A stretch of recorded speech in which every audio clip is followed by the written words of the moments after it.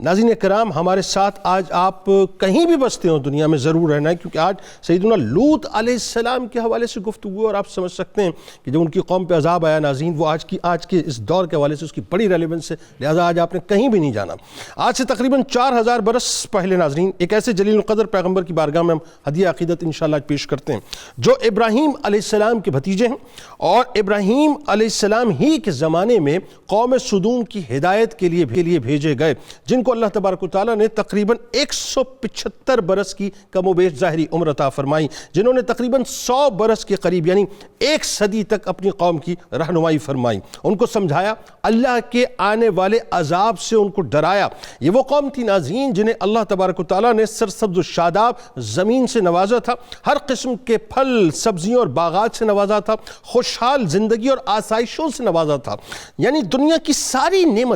نعمتیں اس سرزمین کے رہنے والوں کو اللہ تبارک و تعالیٰ نے عطا فرمائی تھی۔ پھر وہی ہوا ناظرین جو انسانی عادت ہے کہ جو کچھ ملا یہ تو سب بس ہمارا تھا، ہماری محنت کا نتیجہ تھا۔ غرور اور تکبر اپنے عروج پہ پہنچا کہ میری زمین میری مرضی، میری زمین میری مرضی، میرے پھل میری مرضی، میرے باغات میری مرضی کے نعرے اس زمین سے سربلند ہوئے ناظرین، اور عالم یہ ہوا کہ حرص، لالچ، بغض، عناد، کینہ، زرپرستی، دل آزاری، بد اخلاقی اور فسق و فجور میں وہ لوگ مکمل طور پر مبتلا ہو گئے۔ غرور، تکبر اور سرکشی چونکہ ابلیس کی طرز فکر کا خاصہ ہے ناظرین، لہٰذا اہل سدوم اور اہل عمورہ نے جب اس طرز فکر کو قبول کر لیا تو ان کے اندر طرح طرح کی بدترین برائیاں جنم لینے لگیں اور مکمل طور پر پیدا ہو کے اپنے عروج پہ پہنچ گئیں، یہاں تک کہ ناظرین وہ قوم ہم جنس پرستی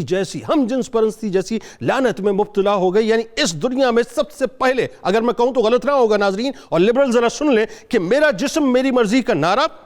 سب سے پہلے جس قوم نے ناظرین بلند کیا وہ قوم حضرت لوط علیہ السلام کی قوم یعنی قوم سدوم تھی۔ ناظرین کرام، قوم سدوم 5 لاکھ آبادی پر مشتمل یعنی 5 لاکھ لوگوں کی آبادی پر مشتمل 5 بستیاں تھیں جو اس دنیا میں سب سے پہلے ہم جنس پرستی جیسے گھٹیا ترین فعل میں مبتلا ہوئے۔ یعنی حضرت لوط علیہ السلام کی قوم اس وقت کے LGBTQs، اس وقت کے مائی باڈی مائی چوائس کے علم بردار تھے، بلکہ یوں کہیں کہ اس وقت کی قوم سدوم آج کے LGBTQs کے اجداد ہیں ناظرین، جنہیں شیطان نے باقاعدہ اس گندے اور غلیظ فعل کی طرف نہ صرف لگایا بلکہ انہوں نے اس کے اندر بہت زیادہ لذت محسوس کی، جنہیں حضرت لوط علیہ السلام نے بے انتہا سمجھایا، مگر اہل سدوم حضرت لوط علیہ السلام کی نصیحت پر ان کا تمسخر اڑاتے اور اللہ کے عذاب کو دعوت دیتے تھے کہ لے آؤ، جو اللہ تمہیں عذاب کا کہتا ہے ہم اس کا انتظار کرتے ہیں۔ غرور و تکبر کرتے رہے۔ یہ بالکل اسی طرح ہے ناظرین جس طرح آج کے دیسی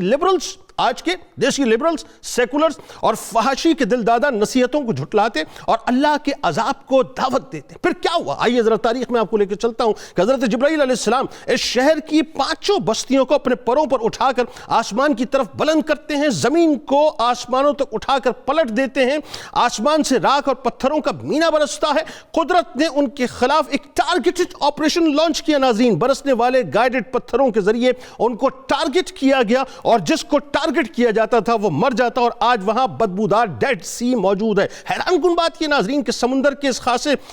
حصے میں کوئی جاندار مچھلی، مینڈک وغیرہ زندہ نہیں رہ سکتے، اسی لیے اسے بحر مردار یعنی ڈیڈ سی کہا جاتا ہے۔ اس کے مغرب میں اسرائیل اور مشرق میں اردن واقع ہے۔ بحر میت یا بحر مردار کا یہ علاقہ ناظرین سطح سمندر سے 420 میٹر یعنی 1378 فٹ نیچے ہے۔ اس جھیل کی لمبائی تقریباً 67 کلومیٹر یعنی 42 میل اور چوڑائی تقریباً 18 کلومیٹر یعنی 11 میل ہے۔ اس کا پانی حد درجے نمکین ہے یعنی عام سمندروں سے تقریباً 10 گنا زیادہ ناظرین نمکین ہے۔ اس کے ارد گرد کی زمین جو کبھی دنیا کی سب سے زیادہ سرسبز و شاداب زمین تھی ناظرین، آج وہاں بنجر اور صحرائی زمین میں تبدیل ہو چکی ہے، اور اب یہ دنیا کا ایسا مقام ہے جہاں زندگی پنپ نہیں سکتی۔ میرے رب کی شان حق ہے ناظرین، میرے رب کا فرمان حق ہے، میرے رب کا قرآن حق ہے۔ ایسا حق ہے کہ 1450 برس پہلے قرآن نے اپنے سینے پر سورہ عنکبوت کی آیت نمبر 35 میں کلمات محفوظ کر لیے کہ ہم نے عقل مندوں کے لیے اس بستی کا نشان نظر آتا ہوا چھوڑ دیا۔ پھر 1450 برس کے بعد ناظرین کچھ سال پہلے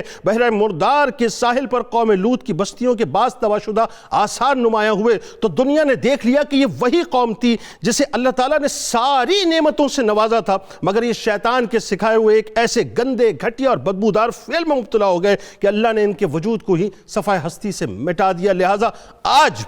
آج بھی ناظرین LGBTQs کے جو پیروکار ہیں ان کو سمجھنا چاہیے کہ ہم اللہ کے عذاب کو دعوت دے رہے ہیں.